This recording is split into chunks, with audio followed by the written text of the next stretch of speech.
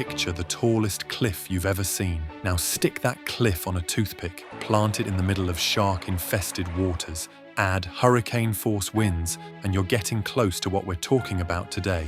Ball's Pyramid isn't just some random rock formation. It's basically nature's middle finger sticking 1,844 feet straight up from the ocean floor. Imagine standing at the base of this monster, waves crashing around you, knowing you've got to somehow climb this thing while the wind tries to peel you off like a band-aid. Sounds impossible, right? Well, for most people, it absolutely is. But in 1965, a handful of climbers decided to take on this death trap, and decades later, scientists uncovered something on this godforsaken rock that was supposed to be extinct for nearly 80 years. Let's talk about why you don't want to mess with this thing. Ball's Pyramid is a 562-meter volcanic spire sticking out of the Tasman Sea between Australia and New Zealand. It's not just tall, it's the tallest sea stack on the entire planet. Imagine the Empire State Building, except skinnier, made of crumbling volcanic rock and surrounded by nothing but open ocean for miles. Now, picture trying to climb something where almost every handhold could break off in your fingers. One climber described it as like climbing a pile of razor blades that's constantly falling apart. Not exactly the kind of place you'd take your kids for a weekend adventure, but the rock itself isn't even the worst part.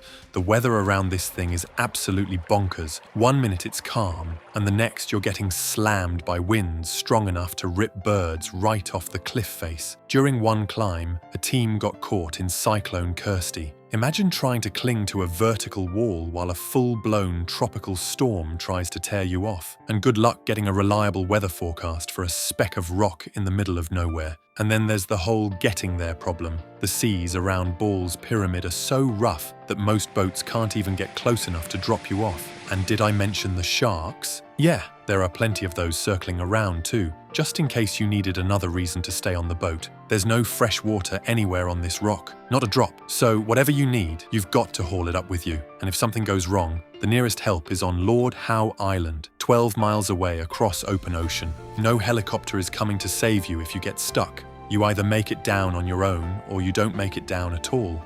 So who would be insane enough to actually climb this thing? Enter Bryden Allen and his team from the Sydney Rock Climbing Club.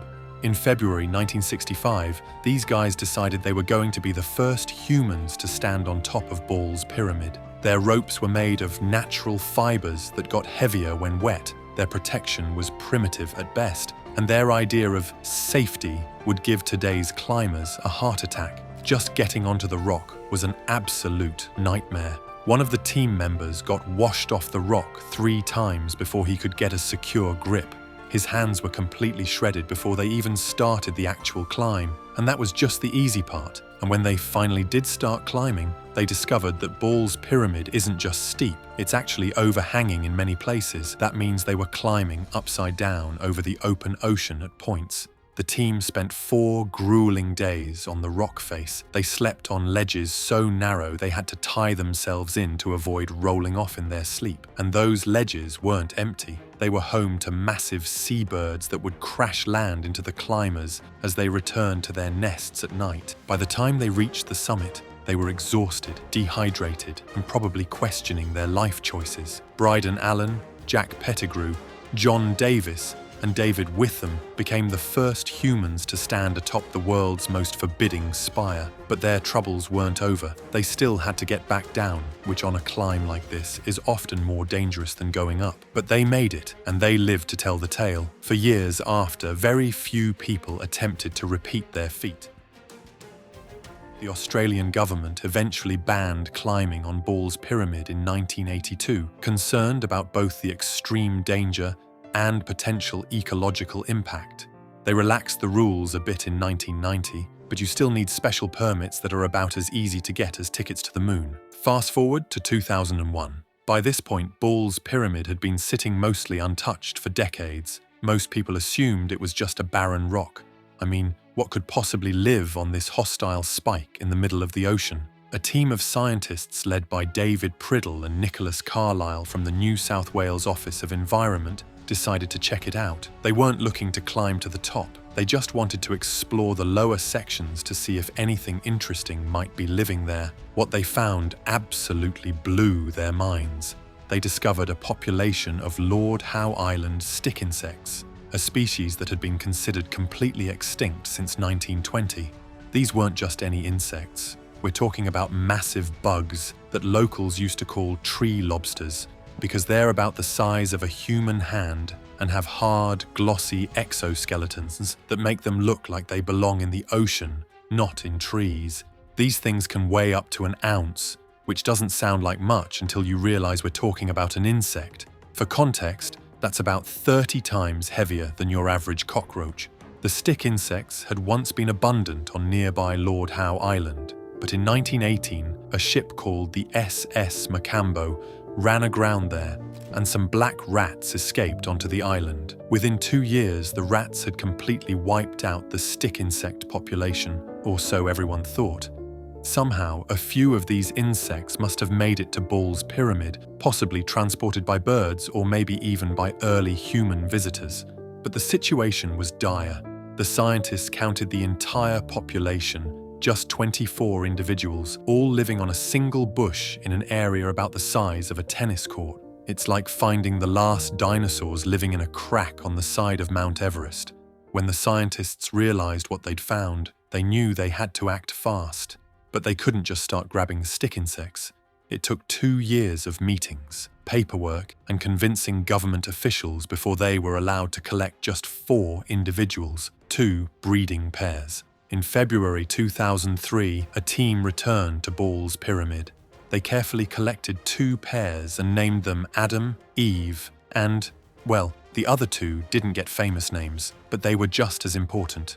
Getting them safely back to the mainland was a nerve-wracking journey, the last hope for an entire species. They were taken to Melbourne Zoo, where Patrick Honan from the Invertebrate Conservation Breeding Group was waiting to receive them. Things went well. Eve started laying eggs, and the team was hopeful, but then disaster struck. Eve became critically ill. For a month, Patrick worked tirelessly, trying to save her. He stayed up night after night, eventually creating a special mixture of calcium and nectar that he fed to her drop by drop as she lay curled up in his hand. And incredibly, it worked. Within hours, Eve went from being at death's door to walking around again. From those original 4 insects, the Melbourne Zoo has now bred thousands. In fact, they sleep together at night, with the male protectively placing his legs over the female beside him. Who would have thought bugs could be so romantic? So now we've got thousands of these insects safely breeding in captivity, but their natural home, Lord Howe Island, is still overrun with rats. The logical next step would be to get rid of the rats and reintroduce the stick insects, right? But beyond that, there's a bigger question. What should we do with Ball's Pyramid itself? Should we leave it completely untouched as a kind of natural monument? Or should we allow limited expeditions for scientific research and maybe even carefully controlled climbing? On one hand, every human visit risks disturbing the delicate ecosystem that exists there. The stick insects survived precisely because the pyramid was so inhospitable to humans that we left it alone for decades. Who knows what other supposedly extinct species might be hiding in its crevices? On the other hand, if we hadn't sent those scientists in 2001, we never would have discovered the stick insects, and they might have eventually died out without anyone ever knowing they still existed. How many other endangered species might be clinging to survival on remote islands and rock formations around the world? The good news is that in 2019, authorities finally implemented a comprehensive rat eradication program on Lord Howe Island. Early reports suggest it's been successful, which means the stick insects might eventually be able to return to their original home.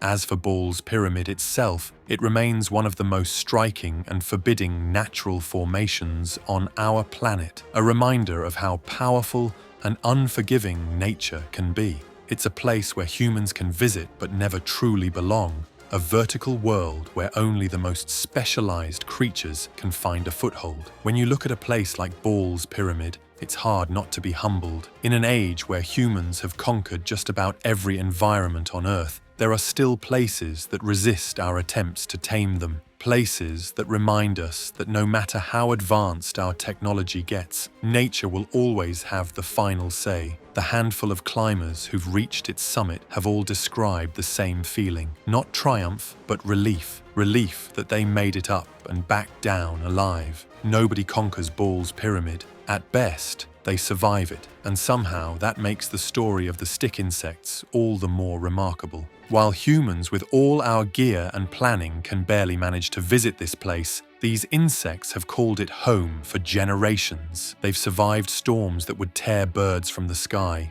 droughts that would leave most creatures withered and dead, and isolation that would doom most species to extinction. So the next time you're impressed by some human achievement, some mountain climbed or record broken, remember the humble stick insects of Ball's Pyramid. Sometimes just surviving is the most impressive feat of all. What do you think? Should places like Ball's Pyramid be left completely untouched? Or do we have a responsibility to explore them to find and protect endangered species? Drop a comment below with your thoughts. And if you enjoyed uncovering this hidden story with me, hit that like button and subscribe for more journeys to Earth's most extreme places. Thanks for watching.